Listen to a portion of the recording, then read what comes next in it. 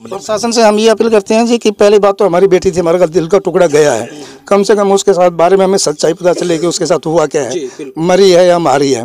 ठीक है जी।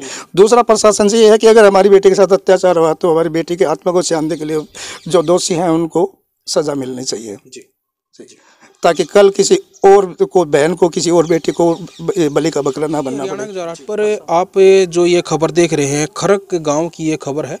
यहाँ की जो बेटी है पारुल, लगभग 3 साल पहले हुई थी ना शादी, 3 साल पहले शादी हुई थी।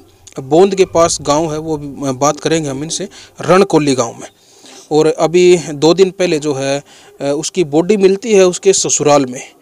कारण क्या कुछ रहा है वो जो है हम एक बार प्रॉपर तरीके से जो है परिवार के सदस्यों से बात करने की हम कोशिश कर रहे हैं, ताकि कोई ना कोई ऐसा पॉइंट जो है निकल के सामने आए जिससे जो है ये अंदाज़ा लग सके कि भाई आखिर जो है ये मामला है क्या। तो आप देखते रहिए हमारे साथ हरियाणा 1008। नमस्कार जी। नमस्कार जी। नाम क्या जी आपका? मदन शर्मा। मदन शर्मा जी, आप पारुल के दादाजी हो? जी, मैं दादाजी भी हूँ और मौसा जी भी हूँ। मेरी साली की लड़की भी है और वैसे मेरा भतीजा है, उसका फादर। अच्छा जी। क्या कुछ मामला है ये, एक बार आपके मुताबिक? ऐसा है जी, हमारे को 29 तारीख को जो है ये खबर मिलती है 10 बजे के आसपास के भाई जो दामाद था हमारा, जो ये जम्मू ड्यूटी पे था, इन्होंने जो है भतीजे को, पवन कुमार जी को फ़ोन किया, इनके मिसेज के पास फ़ोन किया कि आपके लड़के ने सुसाइड कर लिया है, फांसी खा गया है। ठीक है। उसके बाद हम लोग जितने जल्दी संभव उसके आधे घंटे के अंदर वहाँ पे पहुँचते हैं। तो वहाँ पे जाके जो हमने माहौल देखा उससे हमें ये डाउट लग रहा है जी कि हमारी लड़की ने सुसाइड नहीं किया बल्कि उसकी हत्या की गई है, मर्डर किया गया है। उसके आधार है जी। अब पहले जैसे मेरे भतीजे ने बताया, पहले लड़की को तन्नाकसी होती थी कि उसका लड़का फौजी है, उसके घर पे गाड़ी आई है, उसको इतना दान मिला है, इतना टीके में आया है। लड़की 1-2 बार अनबन भी हुई है, लड़की हमारे पास भी आई है, महीना 1.5 महीना हमने लड़की को रखा भी है। बावजूद इसके हम लड़की वाले हैं, लड़की वाले की कोशिश ये रहती है कि बेटी का घर कैसे भी बचता रहे। ठीक है। वो आए भी हैं, उन्होंने माफ़ी मांगी है। 2 महीने पहले हमने लड़की को भेज दिया। ठीक है। भेजने के बाद में भी लड़की से हम कांटेक्ट में, माँ बाप कांटेक्ट में रहे हैं, इन्होंने पूछा है तो लड़की ने यही बताया है कि पापा पहले से तो थोड़ा खुश रहते हैं, मगर अंदर खाते कुछ ऐसा मतलब मुझे महसूस हो रहा है कि ये कभी दोबारा फूटेगा। कैसे फूटेगा मुझे नहीं पता, पर मेरे को इतना भरोसा नहीं है कि मेरे साथ कुछ भी हो सकता है। ठीक है जी। अब हमारे को जो लग रहा है कि हत्या हुई है, उस हत्या का आधार है जी कुछ। पहले बात तो जो दहेज के लिए जो तन्नाकसी होती थी, भाई उसको ये मिला, उसको वो मिला। उसके बाद हमें जिस दिन मर्डर हुआ है, जब पता चला है तो हम जब वहाँ गए हैं तो जो हालात थे उस टाइम पे, उसकी सास रसोई में काम कर रही है और लड़की के जो ससुर था वो लड़के को लेकर के गली में घूम रहा है।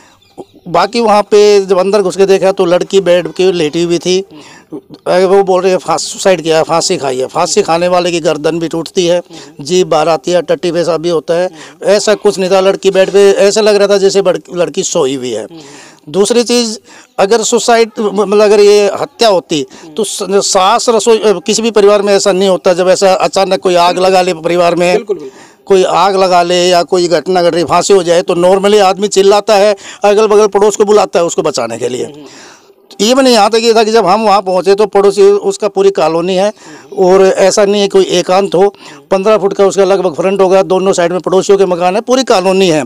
वहाँ कोई भी एक बंदा भी उनके घर के पास में नहीं था। किसी पड़ोसी को भी ये बने, आप गए हो जब हम गए हैं, किसी पड़ोसी को भी उनको ये नहीं पता था कि इस घर में क्या हुआ पड़ा है।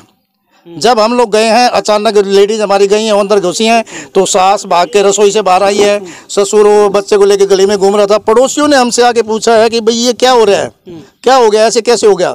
हमने जाके पड़ोसियों को बताया भाई इन्होंने हमारे लड़के को मार दिया, मगर किसी पड़ोसी को ये नहीं पता था कि इस घर में इतनी बड़ी घटना घट गई है, हत्या हो गई है या मर्डर हो गया या सुसाइड हो गया है। तो हमारे जो आधार हैं जी पर ये है कि एक तो वहाँ पे मौके पे पुलिस भी आई है। पुलिस का भी एक फर्स्ट साइट में यही कहना था कि भाई ये तो हत्या का केस नहीं है, मर्डर का केस है, मार के सुला रखी है। लड़की के पैरों में जराब थी तो हो सकता है जी अगर दबाया हो, हमारे संभावना में एक सोच है, पैर मारे हो, जराब निकल गई तो जराब जो लेडीज़ की जराब में अंगूठा होता है, जल्दीबाजी में वो जराब पहनाई हुई थी एक पैर में और उसका अंगूठा जो लेडीज़ में जो सॉक्स में अंगूठा अलग होता है, उल्टी यानी उंगली, चिटली उंगली की तरफ अंगूठा था, यानी वो लग रहा था कि भाई ये बाद में पहनाई गई है। लड़की सोई हुई थी, कोई जीभ बाहर नहीं थी। कोई निशान कैसा था, निशान क्या कुछ था? देखो जी, उस टाइम पे जो देखा है उस टाइम पे गले पे निशान कोई नहीं लग रहा था। ये जो अंदर लेडीज़ गई थी उन्होंने हमें ये बताया था कि गठुर जैसे अंगूठे टाइप में कोई दबाना टाइप में कोई निशान था। तो उस टाइम ऐसा कुछ नहीं लगता। पुलिस ने भी देखा है, पुलिस थी, उसने भी कहा भैया कैसे मार के सुला रखी है, ये तो लग नहीं रहा है कि ये मतलब किसने सुसाइड किया हो, जो सरासरी हत्या का केस लग रहा है। वो क्या कह रहे थे कि भाई खुद लटकी है पंखे वगैरह से या क्या कुछ है? देखो जी, उस टाइम पे माहौल ऐसा था कि उस टाइम पर उन्होंने यही कहा भाई इसने सुसाइड किया है, पंखे पे लटकी है। हाँ, ये उन्होंने दिखा रखा था, पंखे पे चुन्नी भी लटका रखी थी, गले में भी चुन्नी पड़ी हुई थी। पुलिस ने ऑब्जेक्शन की गांठ जो लगी थी वो भी ऐसे लगी थी जैसे पुराने टाइप के आदमी गुजर लगाते। पुलिस ने ये भी ऑब्जेक्शन क्वेश्चन किया कि ये गांठ तो ये लड़की नहीं लगा सकती। तो पुलिस को भी मतलब कुल मिलाकर के ये संख्या जरूर उस टाइम पे थी ऑन दिस स्पॉट कि भी इसका मर्डर हुआ है, ना कि सुसाइड हुआ है। बावजूद ये एक जो संख्या का कारण है जी कि जिस घर में इतनी बड़ी घटना हुई है, माँ का पक्ष वहाँ गाड़ी लेकर पहुँच गया, उनके पड़ोसी को किसी को भी ये नहीं भनक तक नहीं है। बिल्कुल, देखिए ये यहीं पे यहाँ पे जो है ये पॉइंट नोट करने का पॉइंट है कि जब इनका कहना बिल्कुल ठीक है, अगर किसी भी घर में इस तरह का हादसा होता है, अगर मान लो भाई उनके मुताबिक अगर पारुल ने सुसाइड किया है तो अगर क्योंकि घर पे दो ही लोग थे और वो भी घर के जो बुजुर्ग थे, उसके सास ससुर थे, और वो जो मान लो इस तरह की उसने हरकत की है तो उसके बाद भी जो है वो आराम से अपने घर में काम लगे हुए हैं, ना कि किसी पड़ोसी को बताया उन्होंने, ना कोई मतलब इस तरह से भाई चिल्लाना या कुछ रोना धोना जो एक नॉर्मल जो होता है, जो हम और आप उसका अंदाजा लगा सकते हैं। इनके मुताबिक इस तरह का कोई भी वहाँ पे माहौल नहीं था।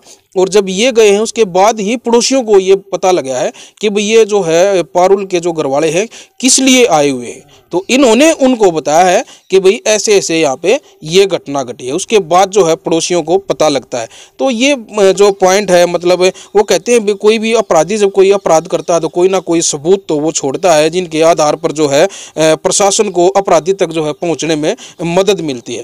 तो बिल्कुल इनका कहना ये सही है और ये बात भी जो है मानने की भी बात है, इस बात को बिल्कुल हम आपकी बात से सहमत हैं। अच्छा, अब इसमें अरेस्ट हुए हैं जो जिस तरह से पारुल के पिताजी ने बताया है 3 लोग इसमें अरेस्ट हो चुके हैं, एफआईआर में काफ़ी लोगों के नाम दर्ज हैं। प्रशासन से क्या अपील करते हैं? जी, प्रशासन से हमारी कल बात हुई थी कि हमने इसमें मेन जो है 4 आदमी तो थे ही, जो लड़के का चाचा है, जब हमारा माई का पक्ष हम वहाँ गए हुए थे तो देखो हमारा दुख था, गर्मा गर्मी भी होती है, बातचीत होती है। तो लड़के के चाचा ने ये कहा है कि एक आध और मरवाओगे क्या, तो ये भी एक आधार है, इसको भी हम ये मानते हैं, संख्या का आधार भी हमारी बेटी मरी नहीं है, मारी गई है। तो हमने प्रशासन को यही कहा था कि जब हम गए कल तो प्रशासन से हमने रिक्वेस्ट की थी, डीएसपी साहब भी आए हुए थे, डीएसपी बाडा साहब भी, उनसे हमारी बात हुई। हमने ये रिक्वेस्ट की थी कि हम दाह संस्कार बेटी का तब करेंगे, पहले हमें ये 4 आदमी अरेस्ट चाहिए। अच्छा, जो पारुल का घराड़ा है, जो फौजी है, उनका नाम क्या है? संदीप नाम उनका। कहाँ पे है ड्यूटी उनकी? उनकी जम्मू ड्यूटी है जी। जम्मू ड्यूटी है। ये कौन सी उसमें है? आर्मी में है जी ये। हाँ जी। पोस्ट क्या है इनकी?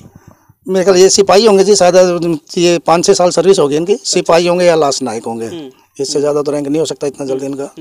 अच्छा, जैसे बता रहे थे, जो पवन जी बता रहे थे पारुल के पिताजी कि उसका संदीप का ही फ़ोन यहाँ पे आता है, आपके पास फोन आया है, तो उसने फोन वहाँ से ड्यूटी पे से किया था या फिर वो आ चुके थे यहाँ पे, क्या कुछ था? देखो जी, इस चीज़ का हमें नहीं पता चला क्योंकि उन्होंने सिर्फ हमें इतना ही बताया कि भाई आप पारुल ने फांसी खा ली है। उसके बाद में हमने उनसे कोशिश की फोन मिलाने की। संदीप यहाँ पे आया कब फिर? जी हमें नहीं पता। उसके बाद में हमने उनसे कॉन्टेक्ट करने की कोशिश की तो उन्होंने स्विच ऑफ आ रहा था उनका।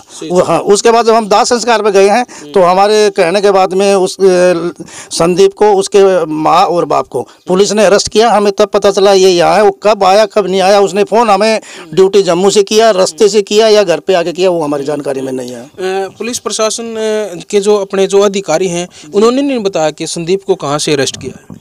नहीं, उस टाइम पे ऐसा था ना, तो हमें पूछना, क्योंकि हमें उस टाइम पे खास करके जो पुलिस थी वो चौथे आदमी जो हमारा, जो उसके चाचा ने धमकी दी थी, हम उस पर अड़ रहे थे कि उसको अरेस्ट करो। पुलिस ने उसको अरेस्ट नहीं किया था, तो उसी पे हमारी बहस चल रही थी।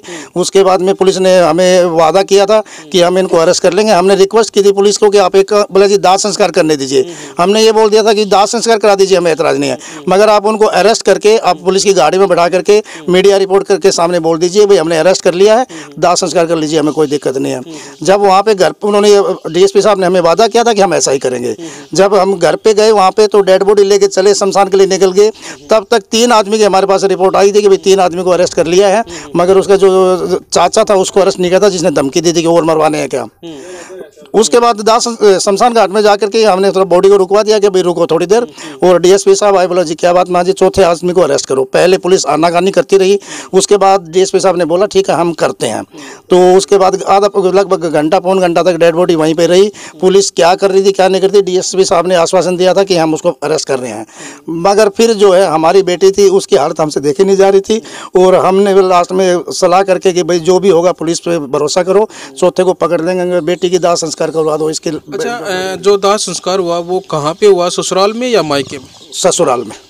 उसके परिवार का सदस्य था मौके पे अंतिम संस्कार के? उसके घर में जो थे वो तो 3 मेंबर हैं, उसके सास ससुर और लड़का। वो पुलिस थाने में कस्टडी में थे। और गांव के मौजूद आदमी थे, उनके चाचा था परिवार से, उनको हम जानते नहीं थे। बाकी किया दाह संस्कार उसी के ससुराल पक्ष से ही हुआ है, उसके परिवार ने किया है जिसने भी किया है। हम वहाँ पे मौजूद थे, दाह संस्कार वहाँ पे हुआ है जी। आगे प्रशासन से क्या अपील करते हैं इस मामले में? प्रशासन से हम ये अपील करते हैं जी कि पहली बात तो हमारी बेटी थी, हमारे का दिल का टुकड़ा गया है, कम से कम उसके साथ बारे में हमें सच्चाई पता चले कि उसके साथ हुआ क्या है, मरी है या मारी है। ठीक है जी। दूसरा प्रशासन से ये है कि अगर हमारी बेटी के साथ अत्याचार हुआ तो हमारी बेटी की आत्मा को शांति के लिए जो दोषी हैं उनको सजा मिलनी चाहिए, ताकि कल किसी और को, बहन को, किसी और बेटी को बलि का बकरा ना बनना पड़े। प्रशासन को ये सुनिश्चित करना चाहिए, गवर्नमेंट को भी ये सुनिश्चित करना चाहिए कि बहू बेटियों की रक्षा की जाए। आज हमारी बेटी कही है, कल किसी और के साथ भी हुआ, पीछे भी बेटियों के साथ होता आया है। तो प्रशासन को ये देखना चाहिए कि दहेज के कारण या ये ऐसे अत्याचार नहीं होने चाहिए। बहू बेटियां हैं, बड़ी मुश्किल से पाली जाती हैं। आज हर पेरेंट्स अपनी हैसियत से ज़्यादा बेटी की शादी करने में जोर देता है, कर्जा भी लेकर के कराता है, और फिर उन बेटियों को इस तरह से बलि का बकरा बनाया जाता है। बहुत ही दुखद घटना है। बहुत बहुत धन्यवाद जानकारी देने के लिए। भाई आप इस खबर को ज़्यादा से ज़्यादा शेयर करना, ताकि प्रशासन के उच्च अधिकारियों तक जो है ये मामला पहुँचे और इसकी एक निष्पक्ष जो है जांच इस मामले की हो सके, और जो भी इसमें दोषी पाया जाए उसके ऊपर सख्त से सख्त कार्रवाई हो सके। तो भाई इन सब बातों के साथ मैं लेता हूँ इजाज़त। हरियाणा 1008 के लिए मैं दिनेश कुमार। और इस मामले में परिवार का कोई और अगर सदस्य सामने आता है तो और भी हम जो है इस मामले में खोजबीन करने की कोशिश करेंगे। आप जुड़े रहिए हमारे साथ। जय हिंद, जय हरियाणा।